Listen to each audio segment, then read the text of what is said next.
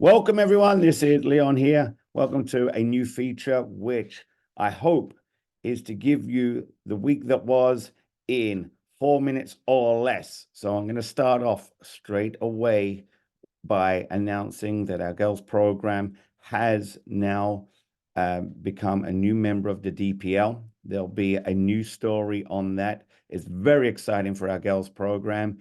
And Coach Jean, Coach Ashley, really looking forward to what may come with that. It's a prestigious league. And the aim really for this is for the girls to mirror what we've been doing with the USL on the boys' side. Talking of USL, there we are. We did start up our training this week with the U10s, U12s starting up. I think it was the U10s this Wednesday had our monthly, or it's going to be bi-weekly training just to prepare for some extra tournaments.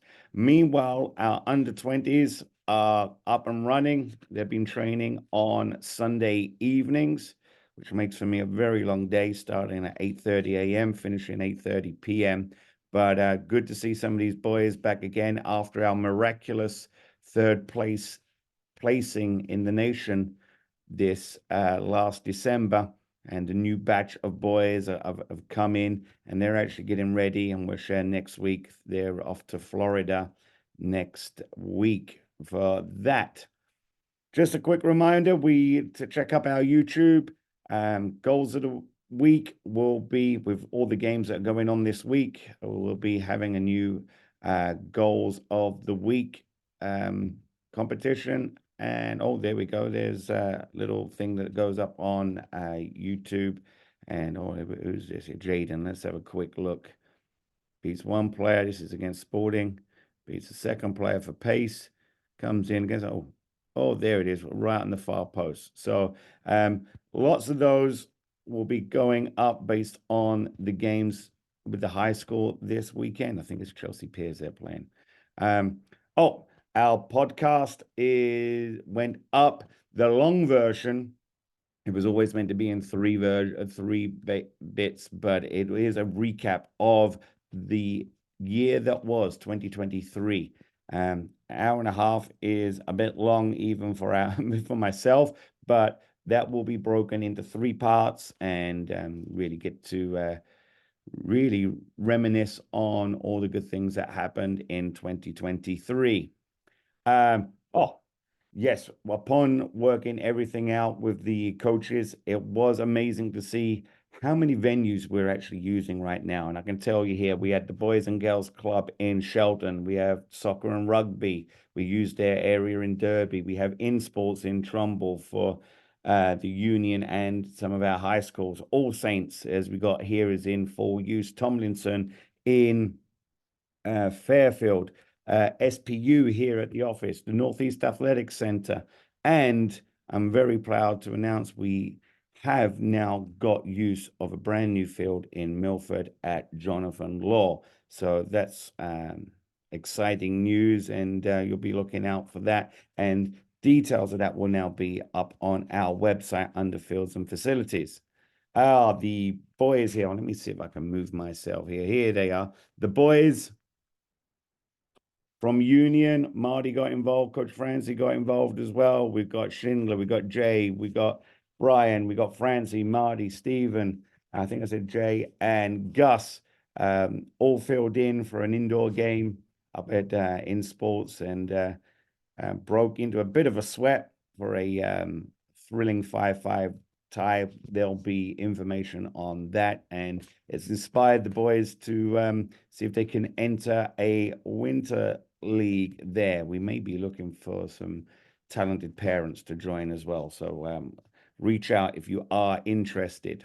I'm going to move on here. Oh, last week last week it was, which is recent, I attended the ECNL Conference in Las Vegas with our high school boys now doing the ECNL league along with AC Connecticut as part of our pre-academy with the USL.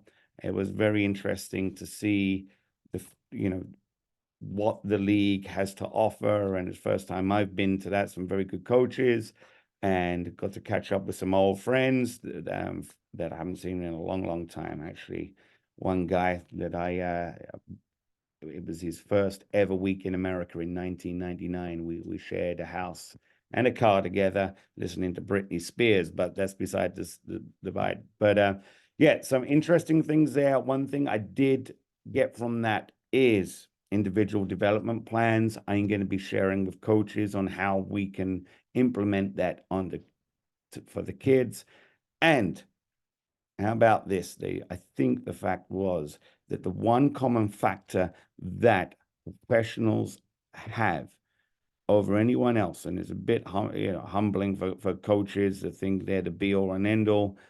The one deciding factor for kids that went on and played pro is the practice they do above and beyond their team training.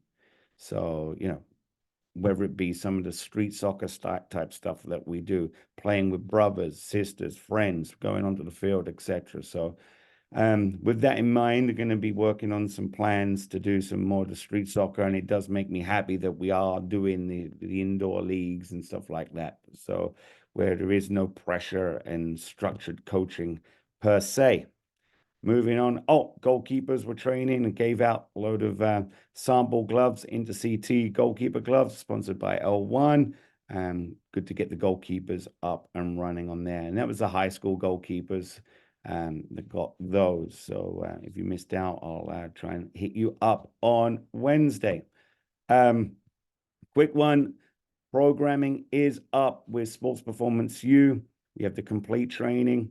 We have high school speed development. We have the youth speed development. And we have now got the learn to train for some of our younger players as well. Check out our website. I think it's interctfc.com /Sport Performance U. If not, look under programs and Sport Performance U. And it is pleasing to see here in the office. Look out my window here, and every day there's players training to become stronger, faster, and more importantly, injury prevention wise. So that's that. Talking of Sports Performance U, we have started up the new 6-week session of Extra Time. Extra Time, for those of you that don't know, is an hour's worth of intense training working on technical stuff. There is no hiding place. Coach Imade is the director here of Extra Time. There's a different session each week based on a lot of the core competencies that we have. And we are actually sold out apart from 2012-13 girls on a Monday, 1 spot left, and 2015 boys on Friday, 2 spots left. So again, interctfc.com /extra time. And again, look under programs for that. And lastly, just to let you know, coaches have worked very hard. It's like a matrix here. I think this is just one day of what teams are going to be where. And we will be sharing that with parents with regards to March, April, May, and June spring practice times. I'm going to wrap it up. Thanks for all your support, and let us know in the comments if this is something that will help. Again, we have the podcast that goes into a little bit more depth of things, but hopefully this can wrap up news, views, and everything like that in quick time. Thanks for watching. Speak to you soon.